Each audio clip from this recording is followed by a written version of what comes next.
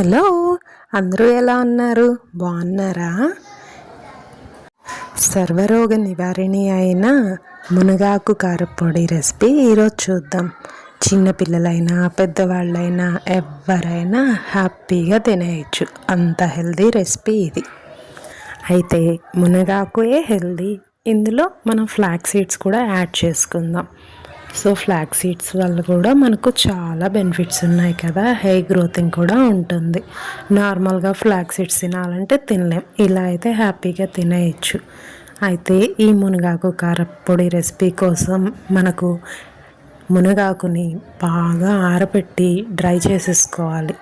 తర్వాత నేను చింతపండు బదులుగా చింత ఆకుని వేసుకుంటున్నాను, నాకు అవైలబిలిటీలో ఉంది కాబట్టి. లేకుంటే చింతపండు యాడ్ చేసుకుంటే సరిపోతుంది. ఫస్ట్ ప్యాన్ పెట్టి ఫ్లాక్స్ సీడ్స్ని చిటపటమనే వరకు లో ఫ్లేమ్లో మంచిగా ఫ్రై చేసుకోవాలి. ఈ ఫ్లాక్స్ సీడ్స్ లో ఫ్లేమ్లో చూసారా చిటపటమని ఫ్రై అయిపోయినాయి. ఇప్పుడు ఇవి తీసి పక్కన పెట్టేసుకోవాలి. వీటికి అన్నీ కలిపి అస్సలు ఫ్రై చేసుకోకూడదు, ఒకదాని తర్వాత ఒకటి ఫ్రై చేసుకోవాలి. ఈ ఫ్లాక్స్ సీడ్స్ ఫ్రై అయిపోయిన తర్వాత పక్కన పెట్టేసుకోవాలి. నెక్స్ట్ మినపప్పును తీసుకొని దూరగా ఫ్రై చేసుకోవాలి. ఇది కూడా లో ఫ్లేమ్లోనే ఫ్రై చేసుకోవాలి, అప్పుడే మనకు మంచిగా ఫ్లేవర్ వస్తుంది, మంచి టేస్ట్ కూడా వస్తుంది. మాడిందా కారపొడి టేస్ట్ మొత్తం పాడైపోతుంది. సో మాడకుండా 1 బై 1 మంచిగా ఫ్రై చేసుకోవాలి. మినపప్పు రెడ్గా అయిన తర్వాత మినపప్పును కూడా తీసి పక్కన పెట్టేసుకోవాలి. మినపప్పు ఫ్రై అయిన తర్వాత ఇందులోనే 2 టేబుల్ స్పూన్ జీలకర్ర, 2 టేబుల్ స్పూన్ ధనియాలు కూడా వేసుకొని ఫ్రై చేసుకోవాలి.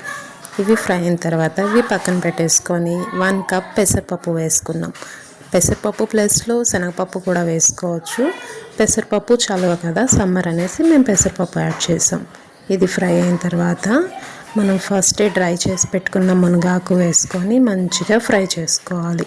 ఈ మునగాకు ఫ్రై అయ్యేటప్పుడు కొంచెం చేదు స్మెల్ వస్తుంది, బట్ కారపొడి మాత్రం మనకు అస్సలు చేదు రాదు. చాలా అంటే చాలా ఫ్లేవర్ఫుల్గా, చాలా టేస్టీగా కూడా ఉంటుంది. చూసారా, మునగాకు ఫ్రై అవ్వడానికి కొంచెం టైం పడుతుంది. ఎంత డ్రై అయినా కూడా మునగాకులో తేమ అనేది ఉంటుందన్నమాట. సో ఇలా స్లోగా కుక్ చేసుకోవాలి, ఫ్రై చేసుకోవాలి. ఇది ఫ్రై అయిన తర్వాత దీన్ని కూడా పక్కకు తీసి పెట్టేసుకోవాలి.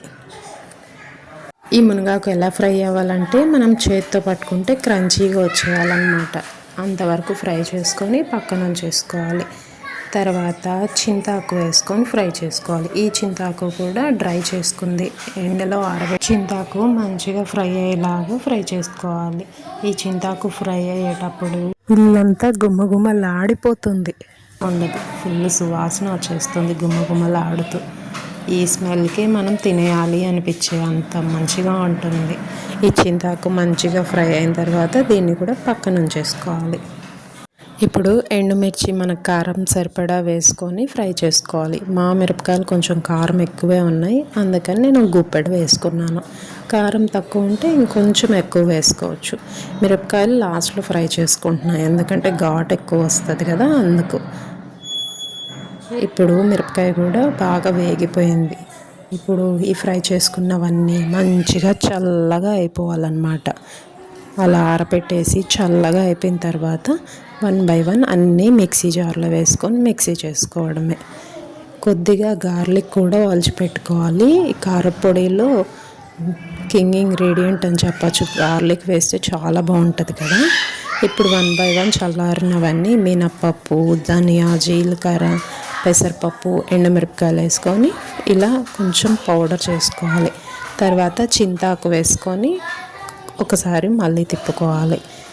తర్వాత ఫైనల్గా మునగాకు వేసుకోవాలి. ఇలా 1 బై 1 వేసుకుంటేనే చాలా టేస్టీగా ఉంటుంది. అన్నీ కలిపి వేసేస్తే అంత టేస్ట్ ఉండదన్నమాట. ఇలా వేసుకున్న తర్వాత ఫ్రై చేసేసుకోవాలి. ఇక్కడ ఒక మిస్టేక్ ఏంటంటే ఫ్లాక్స్ సీడ్స్ వేయడం మర్చిపోయాం. తర్వాత మళ్ళీ ఫ్లాక్స్ సీడ్స్ మిక్సీ చేసి ఆ పౌడర్లో కలిపేసుకున్నాం అన్నమాట. ఇప్పుడు రుచికి తగినంత ఉప్పు వేసుకోవాలి. ఫైనల్గా గార్లిక్ వేసేసుకోవాలి. చూసారా, మన మునగాకు కారపొడి రెడీ అయిపోయింది.